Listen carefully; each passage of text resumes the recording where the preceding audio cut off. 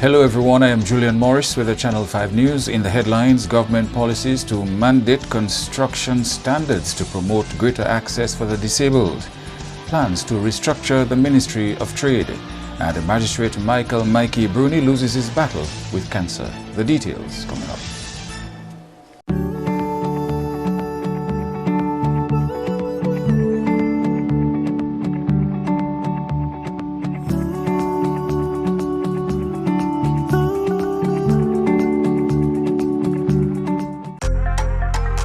Flow helps you stay connected to what matters. Simple plans and a better network mean that you can enjoy 7 days of unlimited social messaging, 3 gigabytes of reliable data to use as you like, 700 local anywhere calls and texts with the always-on prepaid plan, all for $29. Keep your number when you switch to Dominica's most reliable LTE network.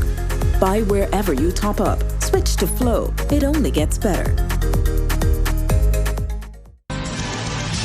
First up in the news, the government making moves to ensure future public buildings are constructed to meet the needs of the disabled or the physically challenged. Minister for Persons with Disabilities and Member of Parliament for the St. Joseph constituency, Dr. Addis King, says the newly opened Lai Resource Center and Emergency Shelter caters to the disabled community. She says going forward, government will put the necessary policies in place to ensure that future public buildings are constructed to meet the needs of the vulnerable in society. This building was also constructed with consideration given to the persons of Dominica who live with disabilities, both in the access to the building and access to the washroom facilities.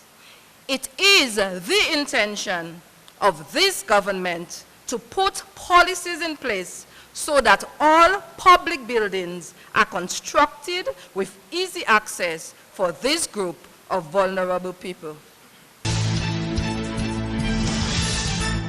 Lawyer, magistrate and broadcaster Michael Bruni passed away on Wednesday following his battle with cancer. Chief Magistrate Candia Carret George told DBS News Bruni was a great asset to the legal fraternity. Bruni was a current sitting magistrate. Outside of his career as a magistrate, Mikey Bruni would be heard on DBS Radio on National Day of Community Service, pulling the early morning shift. He always made himself available to the nation, by joining the DBS broadcast team, providing coverage in times of natural disasters and general election results. Prime Minister Skerrit believes the Ministry of Trade needs to be restructured in order to greater benefit the farmer. The idea was floated during a discussion on a recent program hosted by the Prime Minister. Don't you believe that the Ministry of Trade needs to be restructured? Because I find that we are focused mainly on WTO, European Partnership Agreement, quoted. I mean, what does that have to do with a farmer in Penville or in Dalis? Don't you think that we need to restructure the Ministry of Trade and have a unit within that Ministry of Trade focusing on market intelligence, and facilitating farmers with access to market information outside Dominica? As you were speaking, myself and Minister Grant, we were smiling because from the time that the new government was put in place and the cabinet was put in place, myself and the minister, that has been our thrust. We've met with a combination of the Ministry of Trade and the Ministry of Agriculture, and we told them exactly what you were saying. Okay, you guys have been ministers since December 17th or thereabout. So when are you going to advise the Prime Minister Cabinet on the structure? We created a unit for the European Partnership Agreement in 2 days. Yes. So can we say 2 weeks? You get to us in 2 weeks? Absolutely. So when I bring you back in 2 weeks' time, you can tell them that it's in place? The Minister for Trade says officers in the Ministry of Agriculture and Trade have been identified to spearhead that effort. More intense training on Google Classroom and e-learning platforms on the cards for teachers. Here is Andrea Louis with more. This is the plan of the Ministry of Education as the sector continues to adapt to the changes brought about by the COVID-19 crisis. The announcement of the first case in Dominica led to an immediate stay-at-home order for children, causing schools to close their doors and teachers to teach from home via online media. Acting Chief Education Officer Dr. Jeffrey Bless says the ministry started preparing for online teaching before the COVID-19 outbreak in Dominica. Initially, previous to the closing of schools in March, we had already started our training. We had identified lead teachers at every school, and they were those responsible, those with sufficient background in the platform and in internet and the related technology to do a training of trainers for us. So all schools have a lead teacher who is engaging in training of staff members, and the ministry, from a central point of view, also do a lot of training of our teachers in that regard in online, in the online platform. As we speak, in July, subsequent to the closing of schools, we are going to host a series of training programs on the Google platform for all our teachers. Internet connectivity was another issue which was addressed in order to continue disseminating the information to the children during their hiatus from the classroom. In terms of connectivity, we have recognized, well, we did a study a few weeks ago, quite from the inception of COVID, looking at, sometime in February, looking at the landscape. The landscape in terms of access to devices, in terms of access to internet services, for in the communities and even in the homes. And what we saw from the study in terms of access to internet services, we recognized that a number of communities, particularly in the east and some in the north, did not have internet connectivity. And subsequent to that, a number of collaborative decision-making and initiatives were undertaken. And a number of communities had been hooked up since. And I can say safely that all our primary schools, well, all our schools basically have connectivity. The ministry played a vital role in ensuring children could follow the online classes through the provision of technical devices. In terms of devices, we send devices to a significant number of schools, our Chromebooks. Many schools, I mean hundreds of Chromebooks were distributed during the period to students. So much so that we're asking the students, in small groups to visit the schools with their teachers to access the Chromebooks and to work with the schools. We are very careful in that approach because we ensure that we have no more than 10 students at a time at the school, and we observe the relevant social distancing and hygiene, etc. But we do that. A consistent and reliable supply of produce could help Dominica take advantage of a ready market in Barbados for the country's ground provisions and other crops, including bananas.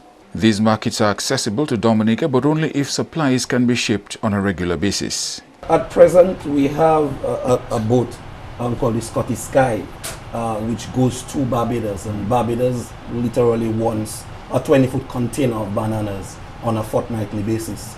And we have sent so far, I think, about 2 shipments, and it's looking very promising in that market, in addition to all of the other crops.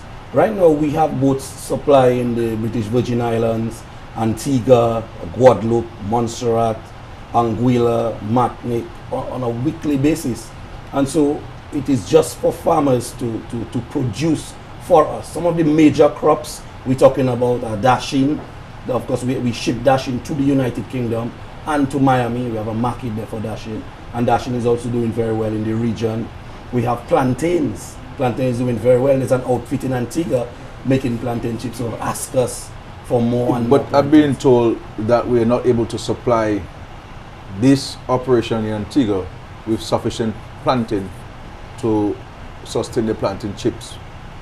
I believe about, let's say, within the early part of the year, February, March, just when we had the COVID onslaught, we had some issues with the scarcity of plantains. But in the last 2 to 3 weeks, we've seen the harvesting of plantains coming on stream. And I was actually quite surprised to learn that outfit in Antigua couldn't find the amounts. So you're saying that we have fixed that problem? Absolutely, absolutely. I have been in contact with the Minister of Trade in Antigua. You are watching Channel 5 News. We'll have more after this. A new in-home experience is here. All your services bundled into one simple plan.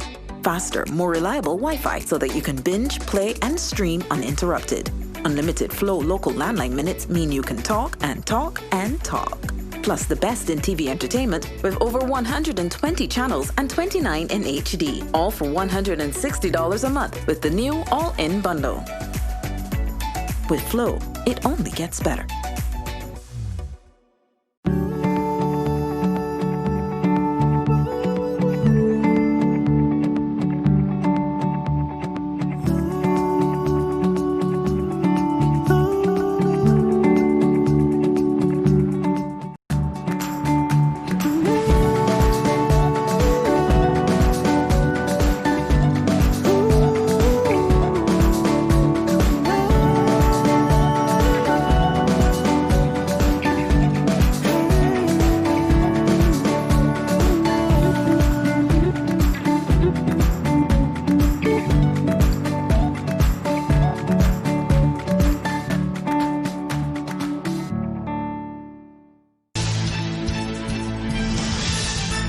Millions of dollars to be pumped into road improvement works in the Layu area. Andrea Louis reports. Prime Minister Skerrit says infrastructure work on road protection and enhancement had begun in the Layu Valley, and the plan is to continue on this project. Upgrades to the road network fall under a loan package for the development of Layu to include the construction of the resource center, skills training programs, the building of facilities, and roadway improvement. The river wall which we just constructed and the improvement of the road works cost us about $7 or so million. The next phase of this project is to reinstate the road from the Hillsborough Bridge in the first instance to the bridge that was recently constructed by the government of China for the people of Dominica. And then we will take this from the bridge to the junction at Warner and Sultan. The overall road improvement project will require more money than what is available from the current loan. We will have to borrow more money because, and just to say to you, that these facilities have been constructed with loan funds. So it's a loan that the government contracted from the Caribbean Development Bank to build these facilities. And because Hurricane Maria would have created further challenges or more challenges, we have to increase the scope of works, the engineering, and with all of these changes, you're talking about an increase in cost. So the decision of the government is to use the balance of funds that are available, which is about $23 million, to advance the works on the road, and then we will apply for a new loan to continue the interventions in these areas. One of the infrastructure projects expected to be addressed during this phase is that of a bridge in the Hillsborough Gardens area. I have also given the authorization to the Ministry of Public Works to move ahead with the reinstatement of the second bridge in Hillsborough. First, to put the piles, because we have to put in piles because the riverbed there is on sand, and we have to go as deep as possible to get to the bed to ensure that what happened with the first bridge in Layu will not happen again in the future. We're building a greater resilience and so forth. An entirely new management structure is on the cards for Dominica's healthcare delivery system. Prime Minister Skerrit says new hospitals and health centers being built across the country will be accompanied by a new management structure. With all of these health centers, these modern smart health centers, with the new hospital, with the new Margaret Hospital, with the number of investments we've made in improvement of health facilities and training of people, we have to start looking at new policies, new guidelines for the administration of healthcare system in Dominica, and how can we address more effectively issues of quality. People complain, rightly and wrongly so, but we have a duty and a responsibility to take note of the complaints of the public. And so we believe with the new new administrative structure, it will be able to address a number of the challenges which we, the public, have been raising about the healthcare services in Dominica. So it's not only about the buildings, it's also about the structures, the management structures, and the policies, and the legislation. So legislation will go to Parliament, and we're giving ourselves a deadline by September of this year to, one, bring in a medical health professionals bill to the Parliament that will manage and govern the affairs of health professionals and how they conduct themselves, and also we'll be creating a hospital authority, a hospital authority is a statutory entity which will have the authority in law, and there'll be a new structure at the hospital to address issues.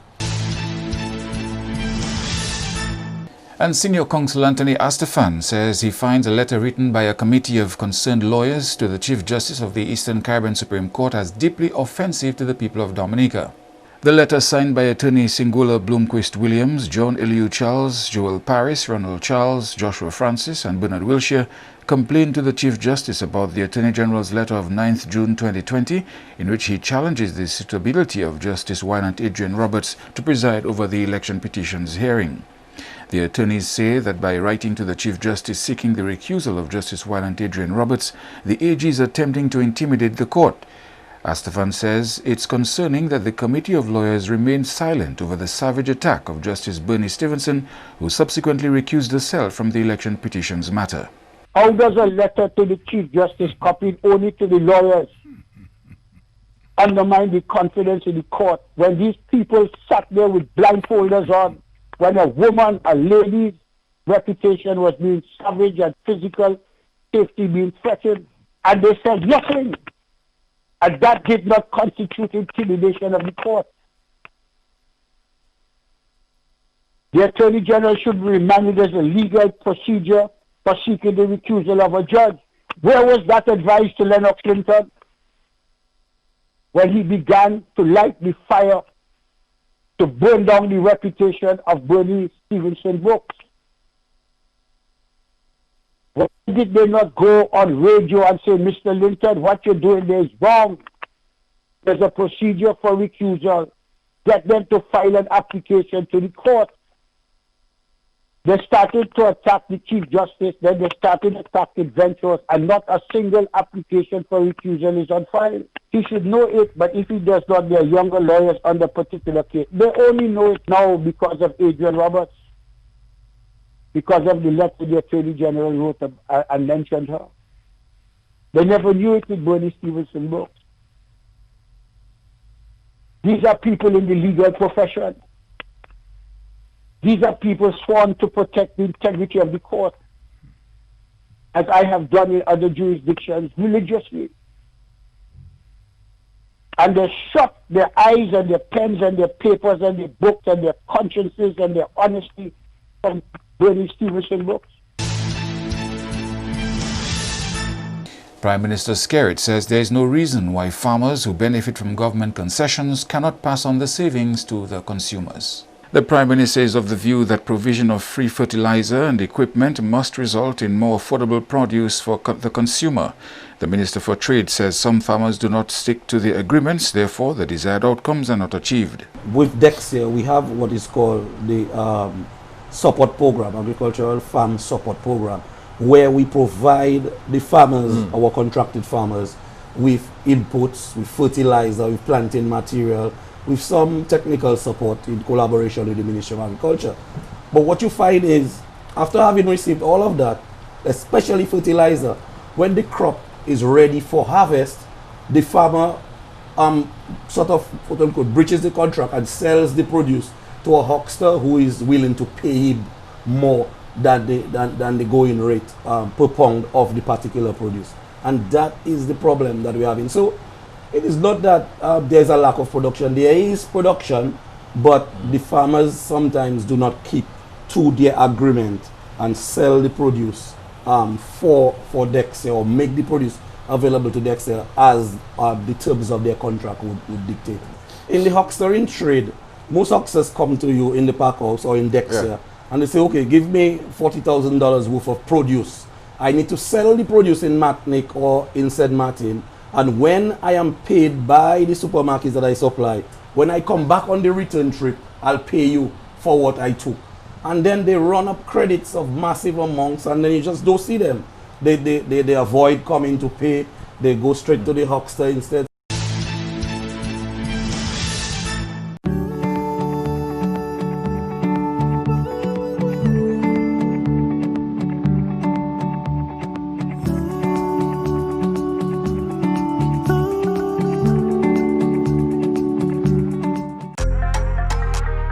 helps you stay connected to what matters. Simple plans and a better network mean that you can enjoy 7 days of unlimited social messaging, 3 gigabytes of reliable data to use as you like, 700 local anywhere calls and texts, with the always-on prepaid plan, all for $29. Keep your number when you switch to Dominica's most reliable LTE network.